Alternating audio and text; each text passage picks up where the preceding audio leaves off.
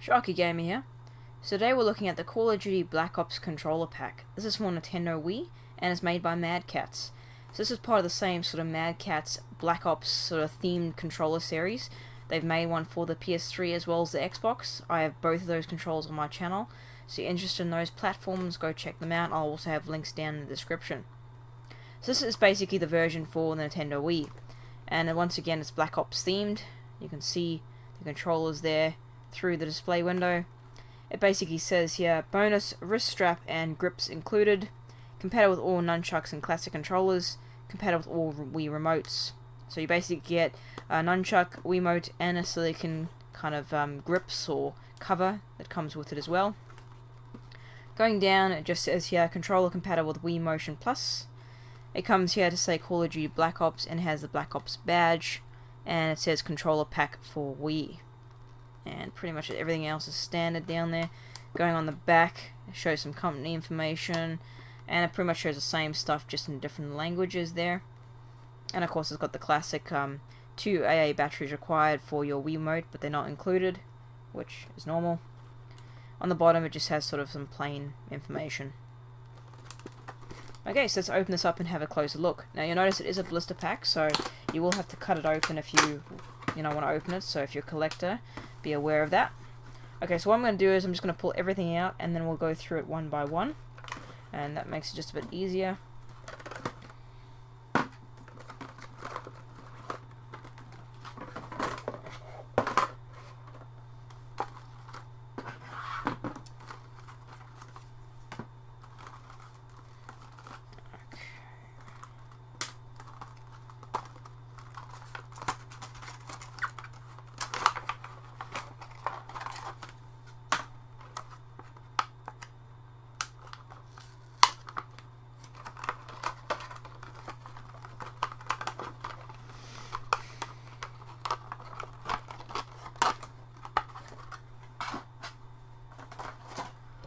Almost there.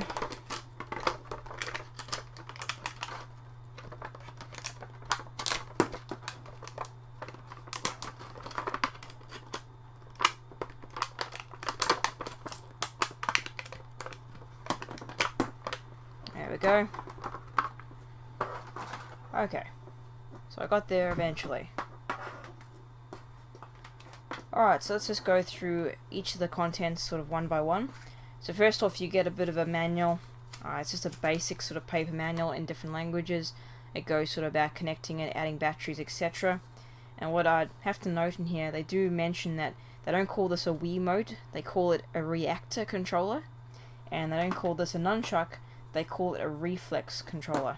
You can see it right there. If this focuses, reactor motion controller and reflex analog controller. So they're not even really referring them, they've got their sort of own names they've given them. Otherwise that is pretty much just basic information. Really nothing you have to really worry about.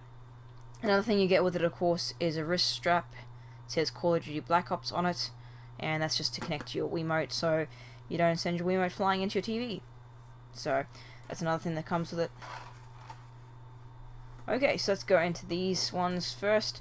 Alright, so you get a silicone grip as well to protect the controller. It's just a standard silicone grip. It's got sort of like a texture on it. I don't know if you can see that. It also says Call of Duty Black Ops in the center there. And this basically, you just put your Wiimote into it. And it just protects your Wiimote from dirty hands, sweat, all that stuff. So it just fits onto the Wiimote, and that's what it looks like when it's on. Still has a room for the trigger. So pretty standard stuff, and it adds a bit of grip to it so it's easier to hold it. Let's pull this off. Okay, so the Wiimote itself. As you can see straight away, it's got a Black Ops themed. I'll try to get this. It's actually a very kind of glossy kind of color back on it.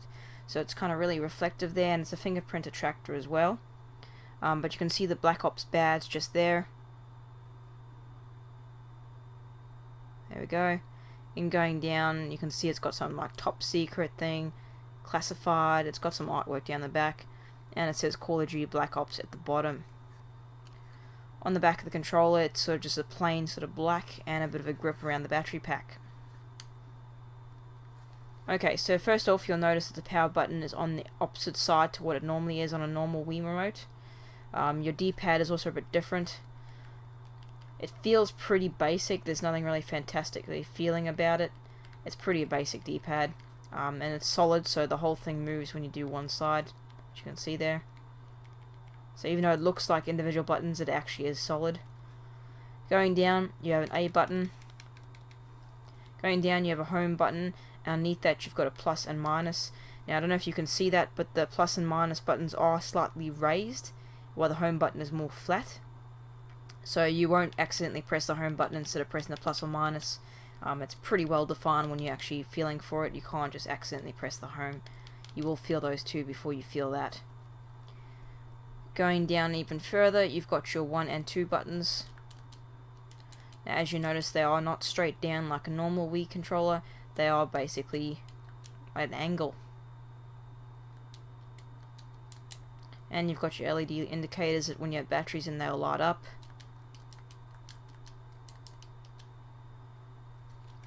On the back, you've got your trigger, which is just again standard. Going down, you've got your battery pack, which then you can open. And of course, you've got your sync button and everything else. If you add batteries to it, which again, these aren't included, so you have to get your own batteries.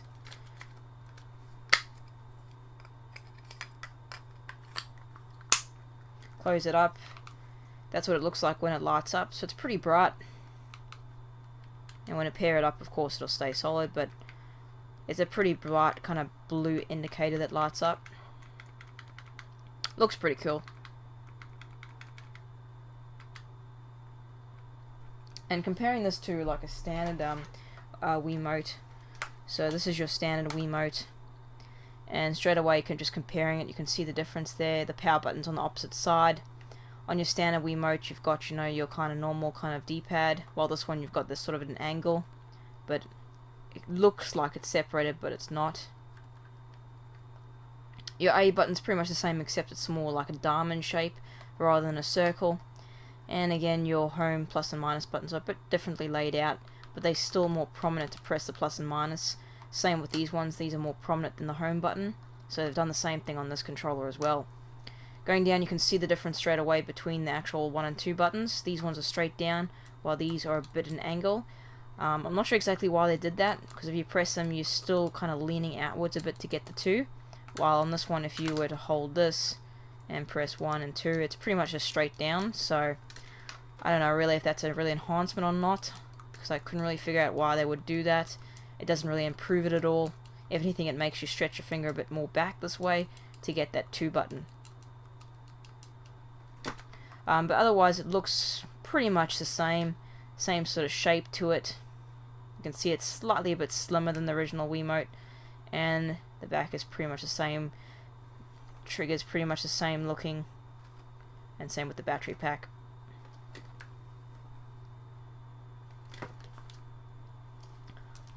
And of course, I don't call this a Wiimote, like I said, they call it a reactor controller, so it's the Black Ops reactor controller. Next we get in the box is basically your nunchuck, or as they call it, the reflex controller. You can see this has more kind of Call of Duty Black Ops artwork on it. Just there, and it's also kind of a glossy black, so again, it's a bit of a fingerprint attractor. The analog stick is slightly a bit different. You can see it's got like a diamond kind of indent in it, so it gives you a bit more grip when you're actually using the stick, which is actually quite nice. It actually is a bit of improvement on the stick. The stick still feels pretty much the same, nothing really fantastic there. The back, you've still got your trigger buttons, your basically C and Z, and they still feel the same, so you can quite easily just use this the same as normal. But of course, remember, they call it a reflex controller, not a nunchuck. That's the back of it.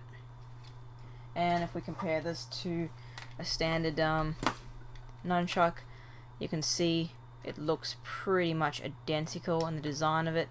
There's a couple of slight little design, like they added a bit of a nick there, I don't know, just to look a bit different, I think. But otherwise it looks pretty much the same. Has a bit more of a grip on the back though, just there. It's actually a bit more textured, which is quite nice. And basically, you can just plug this one into the Black Ops Wiimote just like this, just like you'd normally do, and use it as a set.